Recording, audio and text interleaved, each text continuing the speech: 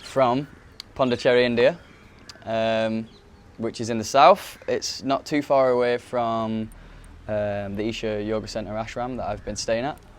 So yeah, so it's been a good few weeks since the last one, maybe nearly a month. We're now on the 4th of January, so Happy New Year to everybody and Merry Christmas for those that were celebrating it. God, it's been crazy. It's been awesome. I've got a lot I kind of want to put in this video, and I've decided I'm going to try to cut up the video in a few different sections. So, because I understand that no one wants to listen to me waffle for long periods of time, and I'm still going to do it because for me this is a really good way of looking at my experience, and kind of like a diary does, it gives you a chance to really look at how you've been feeling and how you're progressing and stuff. So I'm doing this for me and anyone that's at all interested. But then there's a few kind of main experiences that I'd really love to kind of share, you know, and offer to anyone that is interested, because I've had some really profound experiences that I think can do the world a hell of a lot of good. So for the first time I've actually wrote some notes. I'm not really going to use them very much, but there's just a few points that I really wanted to make sure I got out. So yeah, so I'm here in Puducherry. I came here with 3 friends that I met at Isha Yoga Center, who have been amazing company. We came to Puducherry the day before New Year's Eve, and I'm on the rooftop of the ashram that we're staying in now. Not the ashram, sorry, the hostel that we're staying in now, called Nomad Hostel, which has been amazing. The Anna here that's running things has been incredibly accommodating. He gave us some motorbikes, some scooters, so we've been kind of travelling to some of the attractions here and around, which has been awesome. I've never rode a scooter before coming to India, and I was a bit nervous to whether I wanted to because the roads are crazy. I might stick a clip in the beginning. But I really got the hang of it, and it's been really liberating. I don't think I'll quite journey across the entirety of India on a scooter quite yet, but it's been really amazing. That's been really fun. New Year's Eve here was mental. We didn't really plan much. The main reason we came to Puducherry was to check out a place called Auroville.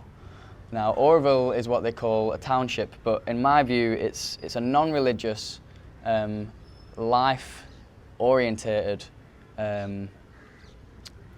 commune city with epic proportions. I heard so many conflicting viewpoints on this place. The main kind of overlying themes is an understanding of oneness and divinity within everything, without the need for ceremonious ritual or anything at all remotely religious. It has a central golden dome called the Matrimandir.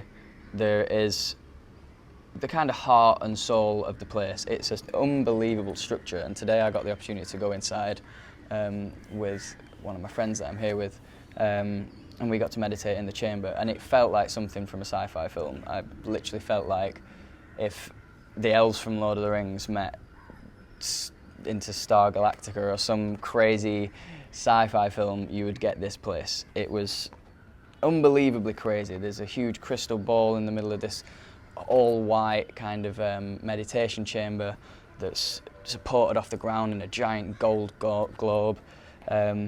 It felt so unreal, but the atmosphere in there was incredibly peaceful and calming. And the fact that there's no kind of religious iconography or anything means it is truly a place for humans as a whole, that have some want to understand or some understanding of divinity, of the beautiful life energy that is creating this existence for all of us. So it was really interesting. Now, people live there. I think there's like 2,200 people that live there. So it's a massive community, and they sell all sorts of things that they make. It's free to go in the chamber, even to live there. I'm not sure the process you have to go through, but it's a matter of they don't use money. People are just part of the community. Everything you have, the house that you live in, is owned by the community. I mean, these are nice houses as well. They're not, you know, this isn't living in shacks or 100 hippies living in a, you know, 2-story house. This is very futuristic city, and the actual design of the place is amazing. It's almost like a galaxy when you look at it from above, and there's so much beautiful, just beautiful design and ideas that have gone into it, and the garden space is stunning. I heard some friends kind of talked about it, saying it felt a little bit culty because it's quite a closed-off community. But from my perspective, it didn't seem like that. It seemed like they were definitely very precious about the place, because it's a very special place. It's had so much love go into it, and so much hard work from so many people. And I suppose they just kind of want to keep it for the people that are really going to appreciate it, which then means that there's a certain air of kind of, if you're not part of the group, you know, you're not going to get to experience these things. But they're incredibly accommodating, and the longer you stay there, I think the more access you get to different areas. And they teach a lot of different things. They have yoga, so much music and art and dance workshops. It was really incredible. And I think there's people from 50, 60 countries living there right now. I won't go into it anymore. It was beautiful, but definitely read up on it, because it's an incredible idea. It's an incredible concept that I think, you know, is a concept that many different people over the years, especially since the 60s, have been trying to cultivate. This idea of communal living without the need for take, mine, without the need for competition against each other, with just an overlying unity of let's come together and let's try and make a beautiful life for ourselves and our children and the generations to come, and live in one with life and nature. So it was stunning. It was a really beautiful day today, and the other day that we went. And New Year's Eve was amazing. New Year's Eve, we didn't really plan anything. We were going to go to Auroville because we thought there might be something there, but we got there too late and something wasn't happening and blah, blah, blah. So we ended up coming back to Puducherry, and we just headed down to the seafront. And I wish I got some footage, but I'm really trying to just enjoy and soak up the moments, so I didn't. But there was thousands of people there, and a few stages and loads of kind of like modern-ish Indian music with tons of instruments and massive crowd. It was like a big festival. This huge statue of Gandhi on the seafront. There's tons of beautiful restaurants and bars here that are, you know, I mean, Puducherry is quite a modernised place. It's got a lot going for it, and quite a lot of tourism. But it was amazing, and obviously me and Andre's from Romania, and we're very pale-skinned. We stood out like sore thumbs. So we got a lot of attention, especially the kind of drunk Indian youth. We were all kind of like, whoo, jumping around us, party boying. So we ended up being the centre of like a lot of dance circles, and a lot of Indians surrounding us, all kind of being like egging us on and jumping in, and kind of almost like, you know, 70s dance battles. But it was amazing, and me and Andre and Vinayak had just come out of BSP, which is the program that we all did together at Isha. And I'm going to go into that in more detail because it was some of the most profound days of my life. But I felt like we were really just present and really willing to let go and just go mental after that experience. And we did. You know, even Nayat was laughing his head off because he probably had never been with a group of people that were getting so much attention. We had hundreds of selfies and videos, but the dancing was insane, and I've never sweat that much in all my life, and I was going mental. And it was like, you know, I didn't have a rest, because as soon as I'd stop dancing, I'd be like, okay, I need to go, push through 3,000 people at a crowd. Some other people would come up like, Happy New Year, and all dancing and craziness. So it was epic. It was such a good New Year celebration. It was the most energy and love I've ever got. So many people jumping on us and wishing us Happy New Year and giving us hugs, and the energy was amazing. So thank you, Puducherry, for that, and anyone that lives here, you know how to celebrate the coming of a new year. It was epic. And then we all rode back, 3 of us on the back of a moped, and broke down and had the fun of sorting that out. But it was really good, and these only 4 or 5 days have been amazing. It's been a really nice break from the ashram. We've eaten some amazing food, spent a bit more than I was hoping, but it's been great. And I will now be heading back to the ashram this evening. Actually, we're getting a sleeper bus with Andre, and we'll be taking part in another advanced program called Shunya. But on that note, I'm going to jump back to oh yes, actually, before I finish on BSP, because it's incredible, and I will be sure to put that in a separate video for people that are more interested. Yeah, as you can tell, I've cut all my hair off since the last video, and actually it's growing back quite quick, surprisingly.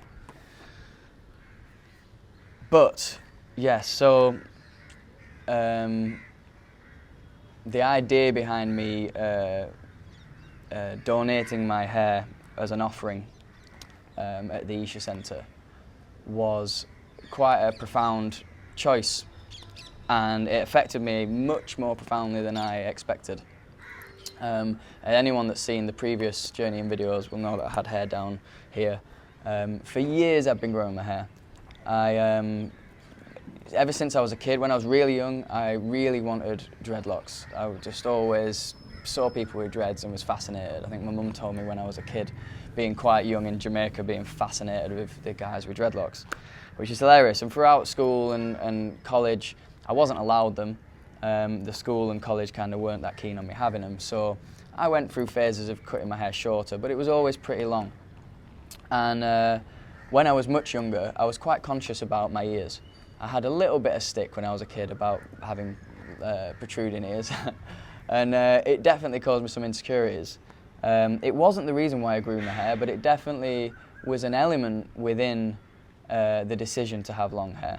And anyway, when I got to university and I finally could have dreads if I really wanted them, I realised actually I wasn't that keen on having them, and I just wanted my natural, whatever my natural hair was, and just to let it be.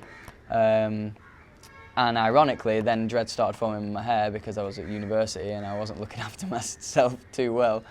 They became a bit of a pain. I then got knits with my girlfriend because she was a teacher at the time. Got them passed on, so I ended up cutting them out. One thing led to another. Anyway, I always had long hair. I think the first time I cut my hair in years was this year, and I cut it to about here because it had been so long and scraggly and I hadn't had a haircut in a long time. But anyway, I came to the ashram knowing that, you know, in traditional spiritual practices, monks kind of shave a lot of the hair off, and that it was done for several reasons. One, almost to adopt an a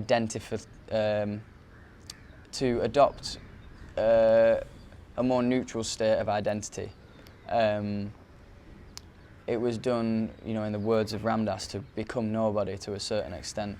Because the hair, whether we think it's important to us or not, it has quite a relevance to our identity and our personality. And I remember leaving for India, and I remember talking to my mum. My mum said, "Oh, you're going to come back with a bald head and saffron robes and blah, blah, blah." And I was laughing, saying, "No, you know, I'm not going to do that. It won't happen. I love my hair too much." And I met a really amazing guy from Canada that he had this one of the Indian Annas was calling him the Canadian Jon Snow because he had like kind of black long hair, shoulder length. And one day, a few weeks back, I saw him and he'd shaved all his hair off.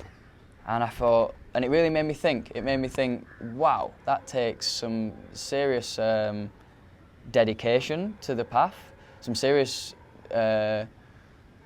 balls, you know, to do that. The only time I'd ever had short hair was when I was at school. I got a Mohican when I was at primary school. I got bullied for that. Ironically, I shaved it off because I got bullied for the few days, and about a week later David Beckham got a Mohican, and the whole school was full of them. So Mr. Trendsetter. But it wasn't a good look. Me with a bald head. I didn't think so at the time, anyway. And anyway, I saw that this amazing guy had done this, and there was a few people who kind of like, oh, have you seen he's shaved all his hair off? And it made me think. It made me think about my attachments to my hair. And I'd never been that bothered about it. I'd got quite a lot of attention from other people, even when I was here. I mean, when I cut it off, there was a lot of Indians that were kind of. There's an Indian woman that I'd worked with in a bit of volunteering that was so shocked. I mean, so many people couldn't recognise me after I did it. I was walking past people I'd had really good, relationships with and conversations, and they didn't recognise me. But there were so many people like, oh no, what have you done? Grabbing it. And I had got a lot of attention from my hair over the years, and it'd never been a thing that I'd really cultivated within myself. I wasn't too bothered, and I didn't really look after it the best. But I got a lot of attention from it, and it sometimes was nice, and sometimes not so much. Sometimes it was a bit annoying. But I started to think, about this attachment that I had to it, and I thought, I shouldn't be this attached to it. And at the end of the day, I shouldn't be too bothered about what I look like. Because especially where I am on this journey now, I'm so driven on this path of self-transformation and self-discovery that I really, just want to dedicate myself to that. And if people come and go in my life and experiences come and go, and wherever this journey leaves me is going to, take a windy road, but this kind of this action is a serious statement of me wanting to devote myself to a yogic path. And I must admit, I kind of woke up the next day and I was like, yeah, I'm going to do it. And I kind of toyed with it. I told a few people, and they were kind of like, oh, crazy, you're crazy, which made me want to do it even more. And then one day I just had a free hour and I was like, I'm doing it. So I went for a ritual, like an aura cleansing ritual, that someone had told me was really nice to do, so I went and did that. And then I went and, I think it was called a Kesha Arpana, is the offering of one's hair.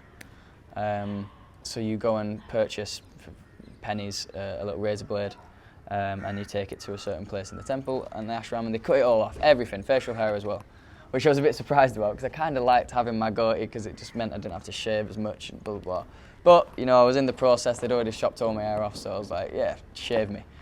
And actually it was one of the most liberating things. I realised how annoying my hair was getting during a lot of my physical yoga asanas. It was getting in the way, how hot it was, how annoying it was to tie it up, how annoying it was to shower because it was stayed wet for ages. There were so many liberating things. But also, I was happy and proud of myself that actually I felt good. And I was on a high. Well, I've been on a high ever since, but I was on a high for like 3 days after, just feeling great. My mum and dad and friends have all been hilariously shocked by it. But it feels really good. And it grows back, I mean, there's a part of me now that feels like I might just never cut it. I might do the opposite and go from this day, I've got a date. There's a lot of people being like, how long were you growing your hair for? Blah, blah, blah. Well, I've got an exact date now when I cut it all off. And leading into BSP, this really suits. So BSP was the one program, it's called Bhava Spandana. BSP was the one program that I was really intrigued with before coming to Isha. It's an experiential program, so it's not a program where you particularly learn any techniques you can learn and take home, so to speak. But it's several days, I think 4 days, where you are in the program throughout. You move into a certain part of the ashram. I think BSP's I think it only happens within the American Isha Institute Foundation and also in India. And you move in the Indian ashram anyway, this Spadna hall which is a beautiful walled garden area and an amazing space inside. It is blissful. I mean, the trees, the fountains, the structures, the paintings, everything in there is just heavenly. And you move into there with a group, well, I did with a group of 200 for 4 days. And you go through a multitude of practices. And the way that people have sold it to me or made me want to experience this without telling me what we actually did was that it gives you a chance to experience a true sense of union with you and the cosmos. A true sense of enlightenment in a small sliver. I mean, that's a big, big ask. And before going to the course, you're kind of encouraged to do homework. And the homework consists of writing as much as you can about pretty much all good and bad memories you have, to do with love, health and happiness, to do with relationships with family, friends, loved ones, society, anything. Pretty much it covers any memory, both good and bad, you have throughout your entire life. Get as much of it as you can, as honestly as you can on paper. Now, that's quite a big thing. They say spend a minimum of 5 hours. I think I spent maybe 12 hours, but it doesn't matter. It's not to do with the amount of time. My handwriting was awful. I wrote 100 pages. Really what it's about doing is really digging deep and looking at what, from the beginning of your life, as far back as you can remember, not in any particular chronological order, without any need for explanation of why, just, life experiences, what's been the peaks, what's been the amazing things, and what's been the difficult experiences you've had to deal with. And that was incredibly transformational for so many ways, so many reasons. And that led me also to want to then cut my hair off, because I realised that the kind of idea of this was to almost get everything to the surface, everything, the deepest depths of yourself and the experiences that you relate to yourself to the surface. You've got the most prominent experiences that happened most recently, but then you've also got the ones that you really dug deep and you've kind of put to one side. No matter how small, or how silly it seems, you just write. And actually it becomes this real meditative process, because you write you'll write certain experiences, and that then leads to something else that happened this many years ago and something else that happened yesterday, and it becomes quite a natural thing. And really, I suppose you could write forever, but you just focus on the things that come up. And that was really transformational. But that then led into me also wanting to, offer my hair and cut all my hair off, because I realised that actually the only part of my body that I'm still carrying, that has been with me through my past, was my hair. It's the oldest part. Your skin regenerates in a matter of time. Everything really regenerates in a reasonably short space of time, to the fact that every day you're pretty much waking up with a new body. But then I had this hair for maybe 7 years. I don't know how long it had been, because it had been cut a few times. But I kind of thought, this is the only thing. So as a symbology, but also maybe on an energy front, this thing that I'd had. So I really thought, right, I'm going into a new year. I'm going into this course that I'm not building up to be anything that it won't be. I just want to go in open-minded, and I'm going to do this before going in. And it felt really refreshing. And actually, and this is not being overdramatic, I felt like I died in that experience. I felt like I died, and I came out into a new year reborn to a certain extent. There were so many aspects to it that all of those that know me, I love to talk, and I love to spread this far and wide. I want as many people to experience this. But this is a reason why I'm not going to let myself ruin it for anyone and go into any of the processes. But there were true moments where I experienced just the dissolution of myself. I dealt with so many things, and not by focusing on these things. I mean, you know, don't let the idea of the homework put you off. No one, you know, no one else reads the book. It's there for you to really get everything up. But I dealt with so many things. I had the opportunity to deal with so many things just by letting go, truly letting go, and following and being 100% involved in whatever activity was thrown my way, and to just give my all to it. And I actually realised that giving your all, to giving 100% attention to something, is true meditation. And I experienced some blissful moments.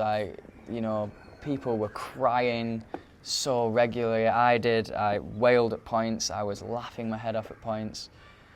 I went through so much. I pushed myself to extremes that I didn't think was possible. And I experienced moments of meditation where I melted into myself.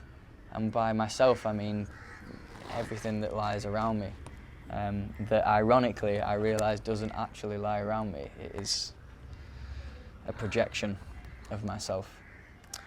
And the most profound thing I've taken from this is to understand devotion, and to understand not only to kind of cultivate my devotion to life and to everyone on this planet, every living thing, everything that surrounds me, to give myself, to not only make myself the best I can possibly be for everyone else, not only the people I love and my close family and friends, but everyone that I meet.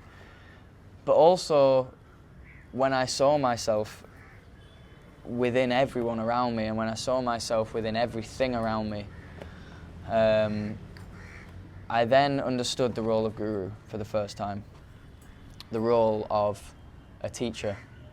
And I understood why devotion was one of the 4 pillars of yoga, because I'd been so reluctant to show my true appreciation and I don't like to use the word worship, but to bow down and worship and touch someone's feet, which is a sign in Hindu of true honour. You know, if you touch someone's feet, you're saying they are divine, they have God within them, they're made from God. And I didn't fully understand it until this practice, because I had moments where I felt so... the fact anyone that has created this in 4 days, this experience from A to the end, is incredibly in tune with life. And what I had experienced in the past, I'd had psychedelic experiences that had give me a sense of dissolution of self, of dissolving into everything, to lose the sense of identity and biased perspective, to just see things as they are. And that goes so deep, you know, to look at a tree and not think it's a tree, to look at it as an individual life form, the same with everyone, to not look at one person and think, you know, oh, they look a little bit like X, Y, and Z, so that's why I feel this way, oh, they're doing this. Just to observe without judgment is unbelievably simple, but wow, transformational in so many ways. And when you do that observation, only love comes back. And you just, it's profound, it's the most profound experience. But I've had them experiences, similar experiences through the use of psychedelics. However, and I'm going to do a video on my psychedelic experiences at some point, because they have really changed me, they've made me who I am, they've brought me here, and I've learned a lot of things. But the profundity of this experience was the clarity that I had. Now, going through these experiences to gain this clarity, to gain this understanding through quite simple practices and processes, gave me this real, like, just amazing feeling that I can do this. And I had clarity during these experiences. I had clarity to truly see it for what it is, you know. And they were very similar to some of the psychedelic experiences I've got, even visually and audibly and everything, but not in such a disorientating, confusing state. And some people venture for that, but in terms of to use this as a tool for growth and as a viable start to something to allow you to build and grow and evolve and become more and more at one with everything around you, BSP was the most transformational 4 days of my life. It really was, and I don't want to be pushy and to push this on you, because I feel like if this is something that even slightly resonates, if you even think, oh, I want to experience a bit of that, or at least give myself an opportunity to, you need to do it. Yeah, I don't know. I mean, I think it's something that it's a difficult thing to put yourself through, but it's also the most simple. You just do as you're told, and you give 100%. And you know, whether it's in the 4 days or it's after these, it's profound. I think to be able to do the course, which was incredibly cheap, it's unbelievably cheap. And I think you have to do inner engineering, which is the online or the few-day course at one of the centres, which this was almost like once you've done inner engineering, you're almost kind of saying, you underlying in the foundations. And once you've done that and you kind of have you're all caught up with what maybe a spiritual path is, and what the possibilities of a spiritual path can be, then you venture into BSP. And I want my whole family, everyone I've ever met, to experience it. And if they don't experience it through the program, I'm going to do my best to try and bring them a slice of it anyway, because it was truly profound, and it's given me so much love and reverence for Sadhguru. You know, that he's even put this together, because the level of understanding that is needed to bring people through this experience. And to me, I was relating it to my psychedelic experiences and the fact of how that kind of poison, in a sense, affects your mind and your body and the journeys it takes you through. But at the same, in both experiences, but more so, you know, in psychedelics, you really have to, in both, you have to let go. You have to let the experience take over, and you have to almost let go of the reins and just let it do its thing, and just be with the experience. Let the thoughts come, let the emotions come, let whatever come. And that's the same with BSP, and in BSP, in a way, you have to do that even more, because you've not got this disorientating poison affecting you in a way where when you take a strong enough dose of a plant medicine or a derivative of, you know, it just forces you into a state of acceptance and letting go, because it's overwhelmingly intoxicating. Whereas with BSP, in a way, you have to allow yourself to do it even more. And there's a helping hand for all of it. If you want it, you truly want it, you'll get there. Profound, really, really profound. It was amazing. And I think to wrap it all up, you know, I believe that in a way what BSP did is take us through the 8 limbs of Raja Yoga. So there are four pillars to yoga. There's Raja Yoga, which is, I mean, Raja means king, so this is kind of the main focus, but the 4 pillars of yoga, I always picture it as if you have a house and you have 4 pillars. If they're all balanced, you've got a very strong roof, a very strong house. You can have one huge pillar that can hold a lot of weight on top of it.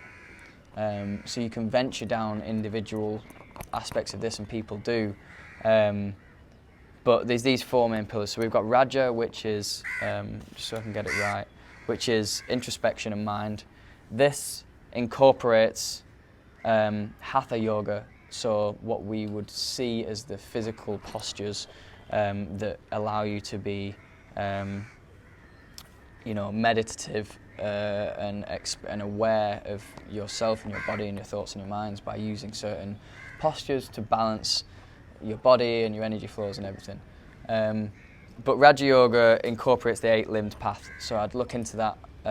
It's incredibly insightful. I may do a video on it at some point in the future when I've found more of it myself. But that is, yeah, so pretty much, you know, meditation and, you know, physical asanas and meditation. And that incorporates breath work and balancing and so many things up to the union. The second is karma yoga. Now karma means memory. Karma has always had a really bad light, like negative, good karma, it's bad karma, it's good karma. Karma is neutral. Karma is just a very natural progress of anything you do, any action has an effect. So any thought, any action, any movement, anything you do in your life and has happened from your parents, their karma is also in your DNA. Right back to the beginning of time, we are holding karma of time. You know, our face knows, you know, my nose knows my great-great-great-great-great-great-grandfather better than I did. So I think, you know, that element of karma is a part of us. So through an awareness of thought and action, we can cultivate a yogic sense through understanding karma. So that's the second pillar. The third is Bhakti Yoga, which is devotion and love. Now this is the one that, even though in a sense I've always seen myself as someone that wants to help others and people around me as much as possible, the idea of true devotion has really sprung out of this BSP experience. There was, you know, moments where I really just wanted to bow down to life as a whole and everyone around me, including Sadhguru at the forefront of this, because I just saw them all as myself. And when I saw them all as myself, all I wanted to do is love. And I realised that by completely giving myself to life, the journey, to a guru, to anyone, everything around me, and by loving, it just reflects back. And you don't do it for that purpose. It's true devotion when you give yourself completely, 100% to something, someone. But it does reflect back, and this is a consequence of this action. So the idea of devotion to life and to a guru, to a teacher, to someone that can, you know, teach and lead the way down a path that you aren't as far down as. It gave me such an understanding, and to see, especially Sadhguru as a part of myself, you know, to even feel like I embodied elements of his personality and mannerisms within this experience gave me so much love and respect for him, and I felt like I understood a new level of this pillar of yoga. And the final one is Jnana Yoga, which is knowledge and wisdom.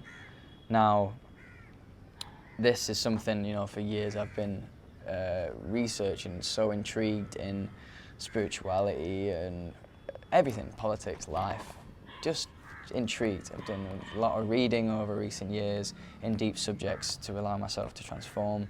I've looked into, you know, I've read books from Osho and Ramdas and Sadhguru. I've read a lot since I've been here. I've watched so many lectures and talks. You know, anything we do, you know, even just basic awareness of our inner body and the outer world and nature is that form of yoga.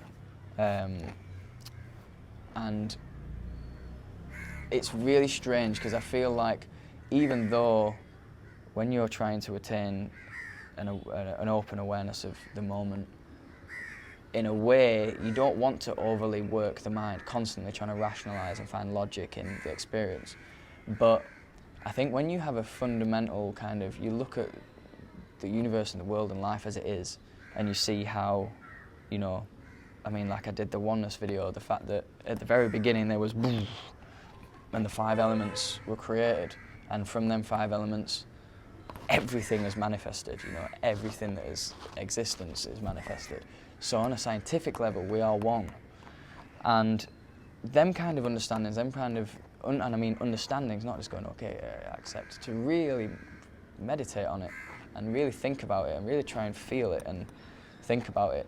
I think this level of knowledge or wisdom and understanding the fundamentals of the foundations of existence, to research that, and yogic techniques and meditative techniques and different theories and different people's different perspectives and blah, blah, blah, all help to give you a concrete basis. So when you are venturing into the realms of experiential meditation or just experience, you can almost kind of let your mind settle. You can let it do its commentary and talk about what it thinks is happening in the experience.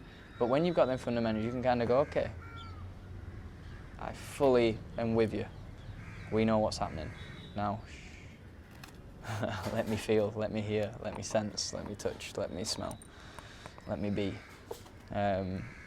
So, you know, this understanding of the 4 pillars has been quite a profound educational process, because I've realised that really you need that balance level of all of them. And some of them I've maybe ventured more into than others. And yeah, I think it's been beautiful, and I'm only on the beginning of the path. I'll be heading back to the Isha Yoga Center tonight. I'll try and get this out as soon as possible. I'm taking part in Shunya, which is the second advanced program. It's not really in order, but it's another advanced program. The 2 main ones before Samyama, which is the big main one. This is a meditative practice that I've heard that there is techniques taught that can give you the equivalent of 3 hours sleep in 15 minutes. So much stuff. It's very much a meditative practice in terms of sitting and meditating, less physical yoga. But I've got that, and then straight after doing that, I'm going to be venturing out into this epically colourful, vibrant world of India again. And we'll see where that journey takes me. Still haven't made many plans. I think I'd like to travel many places, but we're just going to go with the flow. So I will see y'all again when I head off out and let you know about Shunya, and let you know about kind of this last bit of time at the ashram, and then we'll see where life takes. But yeah, wow. Welcome to 2020. Happy New Year, one and all. And I will see you all soon. Much love. Namaskar.